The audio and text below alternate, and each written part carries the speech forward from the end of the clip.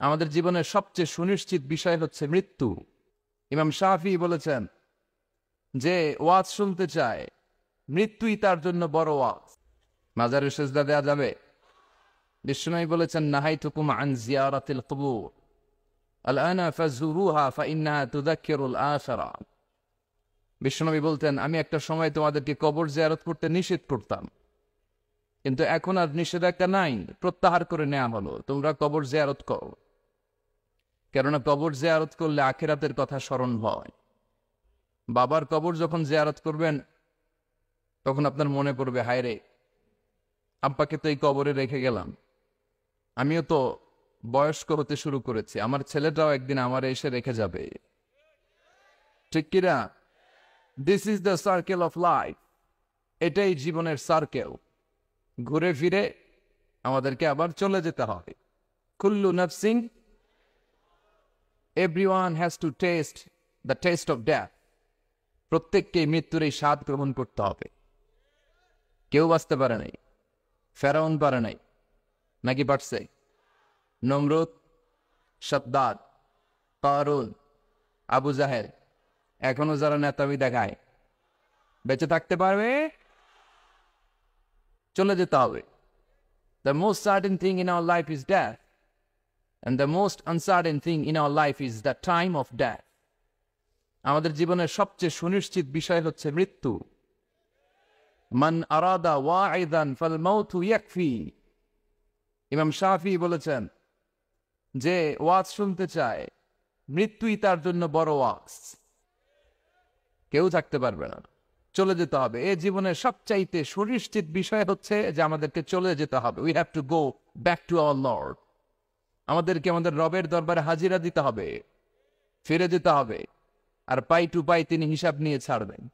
জাররা জাররা ভালো করেছেন ওইটাও আমলনামায় দেখতে পাবেন, খারাপ করেছেন ওইটাও। একজনের সালাম দিয়েছেন, আমলনামায় লেখা আছে। উপকার করেছেন, লেখা আছে। দুজন ঝগড়া লেগেছিল, লেখা আছে। দুজনের মধ্যে মিলিয়ে দিছেন, এটাও লেখা আছে। ইসলামের পক্ষে কথা বলছেন যারা, লেখা আছে। আর ইসলামের বাস দিয়েছেন যারা, ওইটাও লেখা আছে। যা যা করেছেন জীবনে সব, কিভাবে কাটিয়েছেন, সম্পদ কোথায় ব্যয় করেছেন, কোন পন্থায় উপার্জন করেছেন, হালাল পন্থায় না টেবিলের নিচ দিয়ে ঘুষ নিয়েছেন, সব লেখা আছে না নেই? দেশের টাকা পাচার করে পেট বড় করা হয়েছে, দেশের 12টা বাজানো হয়েছে, সব লেখা আছে। ঠিক কিনা? সেদিন আল্লাহর সুপ্রিম কোর্টের কাঠগড়ায় পাই টু পাই হিসাব নিয়ে ছাড়বে কে? এজন্য কেউ যেটা দেখে না, দেখে কে? মাজার জিয়ারত করা যাবে, কিন্তু মাজারে যে সেজদা দেয়া যাবে? আল মাইয়িতু ফিল কবর কাল গরীকু ফিল বাহর। সাঁতার না জানা ব্যক্তি সাগরে পড়লে যেমন অসহায়, মরে গেলে মানুষটা তার চেয়েও বেশি অসহায়। সে আপনারে কি দিবে? আপনি বরং দিবেন, যে সালাম দিবেন, আসসালামু আলাইকুম আহলা দিয়ার মিনাল মুমিনিন ওয়াল মুসলিমিন ওয়া ইন্না ইনশাআল্লাহু বিকুম লাহিকুন আনতুম লানা সালাফ নাহনু লাকুম তাবা ওয়া ইন্না ইনশাআল্লাহু বিকুম লাহিকুন ইয়ারহামুল্লাহুল মুস্তাকদিমিনা মিন্না ওয়াল মুস্তাআখিরিন। এই দোয়াগুলো পড়বেন, তার জন্য ফাতিহা পাঠ করবেন, দোয়া করবেন। তার কবরের আযাবকে মাফ করে দিবে কে? তো আপনার দোয়ায় ওর কবরের আযাব মাফ হয়, ও আপনারে কি করবে? এগুলো না বুঝে লোকজন মাজারে যে লাল শালু দেয়, আগরবাতি দেয়, মোমবাতি দেয়, ছাগল দেয়, গরু দেয়, টাকা দেয়, পয়সা দেয়, আছে না নাই? সন্তান হয় না, সন্তানের জন্য যায়। মেয়ে আছে, ছেলে হয় না, এরকম আছে না নাই? মাজারে গেলে সন্তান পাওয়া যায়, মাজারে না গেলে সন্তান পাওয়া যায় না। সন্তান দেয় কে? মাজারে না গেলে যদি সন্তান না হতো, ছাগলের যে বাচ্চা হয়, ছাগল কোন মাজারে যায়? গরুর যে বাচ্চা হয়, গরু কোন মাজারে মানত করে? আকল খাটালেই বোঝা যায়। চিল্লা এখন ঠিক কিনা? এজন্য মাজার কেন্দ্রিক ভণ্ডামিকে কোনোভাবেই প্রশ্রয় দেয়া যাবে। আমরা একজনকে সেজদা করি, চিল্লায় বলেন তো তিনি কে? এটার নাম তাওহীদ। এটার নাম কি? তাওহীদেরই মুর্শিদ আমার মুহাম্মাদের নাম বলো, মুহাম্মাদের নাম। আল্লাহর নাম জপলে বুঝতে পারি, আল্লাহরই কালাম বলো, মুহাম্মাদের নাম। সুবহানাল্লাহ পড়েন। এটার নাম তাওহীদ, এক আল্লাহ বিশ্বাসী হওয়া। এক আল্লাহর কাছে চাওয়া, বিপদে আপদে সকালে বিকালে সব সময় আমরা একজনের কাছে চাইবো। তিনি কে?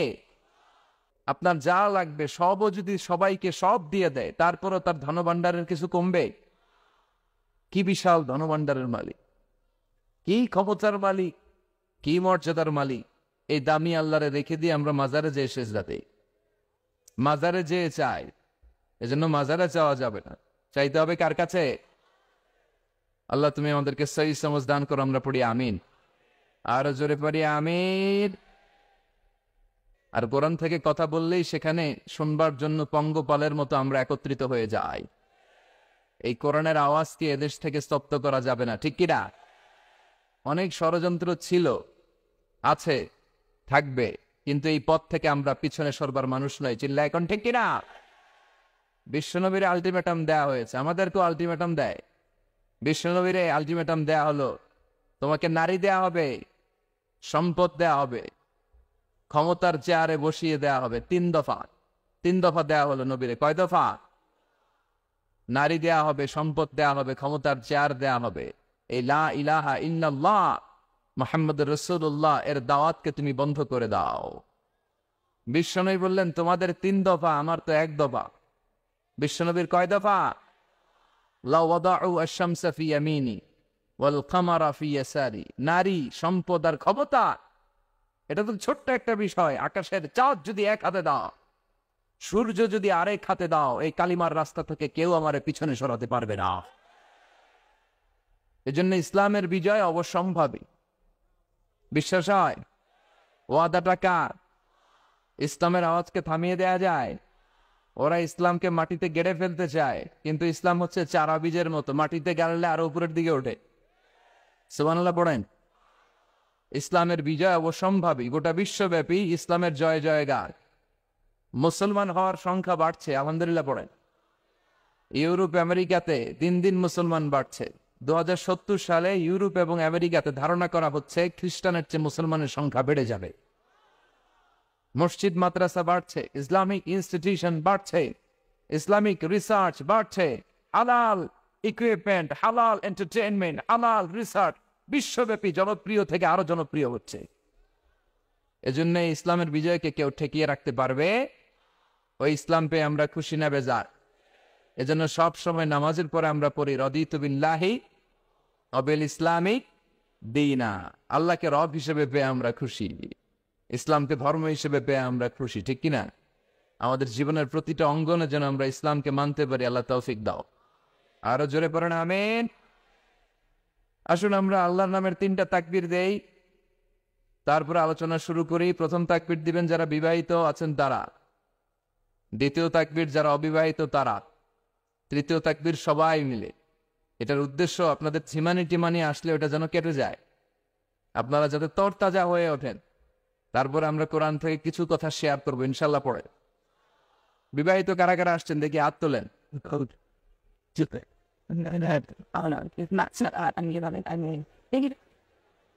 আমিও আপনাদের দলে,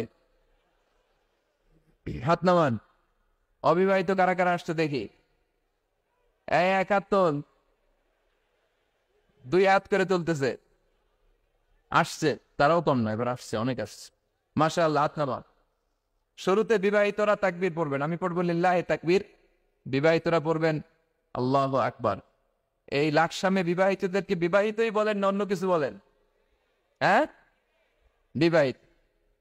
বিতি, বিতি না বিবাহিত? আচ্ছা, দুইটাই হয়তো বলেন। বিতি। আর অবিবাহিতদের আবিতি। দেখছেন কত সুন্দর আমাদের বাংলা শব্দ, কি মজা লাগে বলতে। বিতি আবিতি। তো বিতি যারা আছেন তারা প্রথমে তাকবীর পড়বেন, আমি পড়বো লিল্লাহি তাকবীর, বিতিরা পড়বেন আল্লাহু আকবার। পারা যাবে? দেখবো আপনাদের কাদের পারফরমেন্স কেমন হয়। অনেকে কাশি দিয়ে গলা ঠিক করতেছে। তো বিতিরা তাকবীর পড়েন, আমি পড়বো লিল্লাহি তাকবীর। আমার বিতি ভাইরা রেডি হন, আপনারা রেডি? পড়েন লিল্লাহি তাকবীর।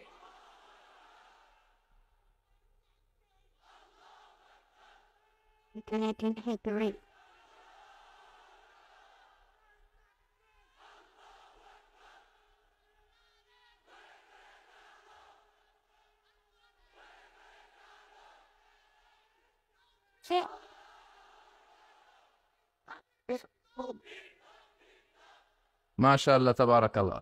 বিয়েতিদের অনেক ইমানি জোর আছে মাশাআল্লাহ। কি এই স্লোগান গুলো আবিতিরা দিছে? মাশাআল্লাহ, আল্লাহ কবুল করুন। তো বিয়েতিদের পারফরমেন্স বেশ ভালো হয়েছে। এবার আবিতিদের পালাও। অবিবাহিত, তো এই অবিবাহিত বা আবিতি, এবার তোমরা রেডি হও। তোমরা রেডি? এবার তোমরা তাকবীর দাও, লিল্লাহি তাকবীর।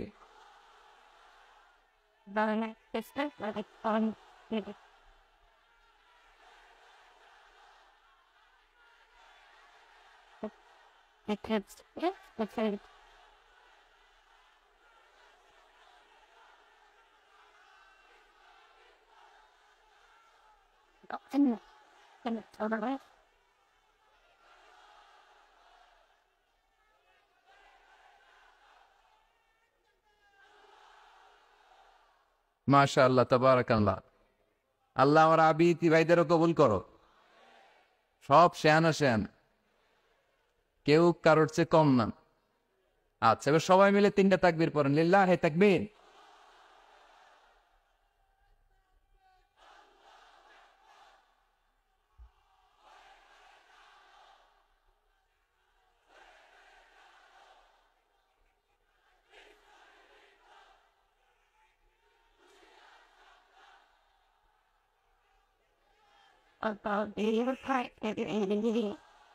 আল্লাহ আমাদের ভাইদের ভালোবাসাগুলোকে কবুল করো।